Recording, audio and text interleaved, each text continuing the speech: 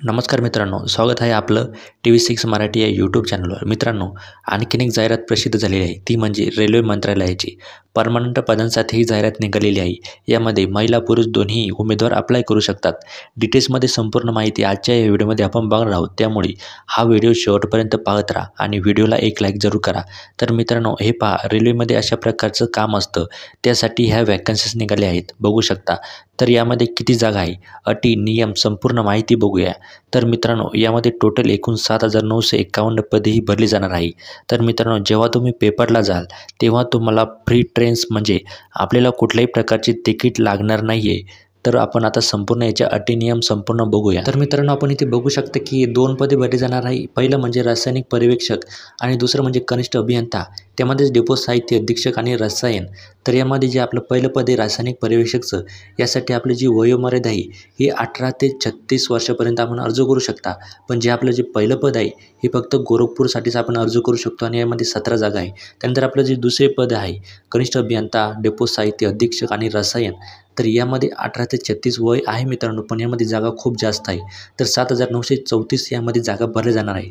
तर आता आपण बघूया की यामध्ये कोणकोणती त्यांनी सूचना दिलेली आहे, वयोमर्यादा काय आहे याची संपूर्ण माहिती आपण बघू शकता. तर सगळ्यात पहिले आपण बघूया की यामध्ये वयोमर्यादा काय दिलेली आहे. तर जे आपण बघू शकता की ज्यामध्ये आता कोरोना आला होता, तर यामध्ये कोविड-19च्या साथीच्या आजारामुळे वयोमर्यादा ओलांडलेल्या आणि रेल्वे भरतीमध्ये सहभागी होण्याची संधी गमावलेल्या अनेक उमेदवारांना दिलासा देण्यासाठी विहित उच्च मर्यादेपेक्षा 3 वर्ष वयाची एकवेळ सूट देण्याचा निर्णय या खात्याने घेतला आहे मित्रांनो. म्हणजे मित्रांनो, ज्यावेळेस कोरोनामध्ये त्यांचं वय उलटून गेलं आहे, त्यांनी या परीक्षेची संधी गमावलेली आहे, त्यांच्यासाठी येथे 3 वर्षाची अधिक सूट दिलेली आहे मित्रांनो. तर आता कोणकोणत्या कॅटेगरीनुसार काय काय त्यांनी सूट दिलेली आहे ते बघूया. तर SC आणि STसाठी 5 वर्षांची सूट त्यांनी शिथिल केलेली आहे. त्यानंतर OBCसाठी 3 वर्ष.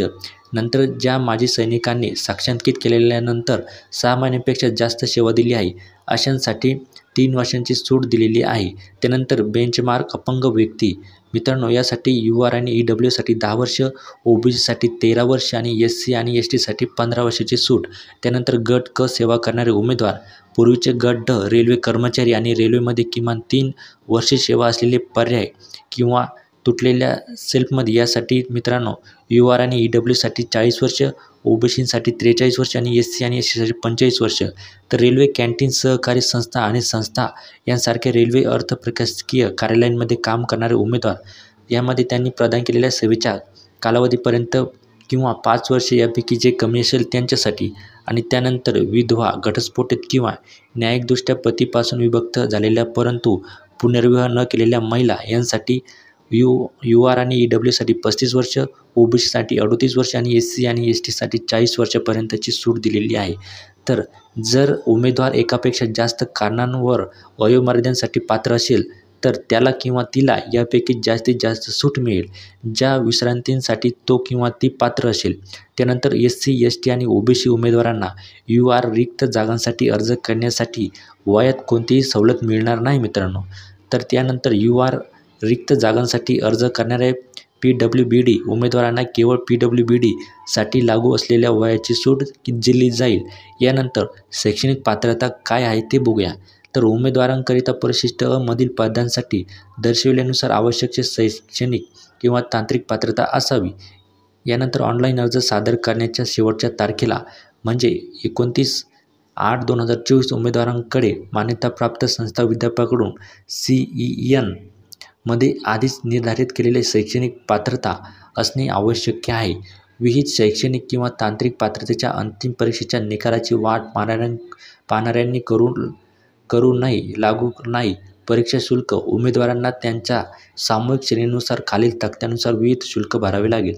तर मित्रांनो, खालील नमूद केलेल्या श्रेणी वगळता ₹500च्या शुल्कापैकी 400ची रक्कम पहिल्या टप्प्यात CBD मध्ये दिल्यावर बँक शुल्क वजा करून पाहता आहे. तर यासाठी ₹500 फी आहे मित्रांनो. त्यानंतर 250चे शुल्क पहिल्या टप्प्यात CPT मध्ये दिसल्यावर लागू असणारे बँक शुल्क वजा करून दिले जाईल. यामध्ये ₹250 दिले जाईल. तर मित्रांनो, यामध्ये फी भरण्याची कोणती पद्धत आहे, तर फक्त इंटरनेट बँकिंग किंवा डेबिट कार्ड किंवा UPIद्वारे आपण ऑनलाईन फी भरू शकता. यामध्ये त्यांचे नियम लागू आहे. उमेदवारांना फी फक्त ऑनलाईन पद्धतीने भरायची आहे. वीज शुल्काशिवाय प्राप्त झालेले अर्ज आणि सरसकट नाकारले जाईल. मित्रांनो, जर तुम्ही फी भरली नाही तर तुमचा अर्ज नाकारण्यात येईल असं त्यांचं मत आहे. तर आता अर्जाची तारीख कोणती आहे ती आपण बघूया. तर यामध्ये आपण बघू शकता की अर्ज भरण्याचं सादर करण्याची अंतिम तारीख आहे 29/8/2024. तर आता अर्ज उघडण्याचे दिनांक काय आहे? आजपासून अर्ज सुरू झालेले आहे. तर यामध्ये आपण बघू शकता की त्यांची यामध्ये सांगितलेले आहे की कोणकोणत्या सूचना दिलेल्या आहे. आपण या सर्व आपण बघू शकता. भरतीच्या कोणत्याही टप्प्यावर किंवा त्यानंतर उमेदवाराने त्याच्या किंवा त्याच्या अर्जात दिलेली माहिती खोटी चुकीची आहे किंवा उमेदवार कोणत्याही संबंधित माहिती दडवली आहे किंवा उमेदवार पदासाठी पात्रता निकष पूर्ण करत नाही. तर यामध्ये आपण संपूर्ण माहिती PDF द्वारे बघू शकता मित्रांनो.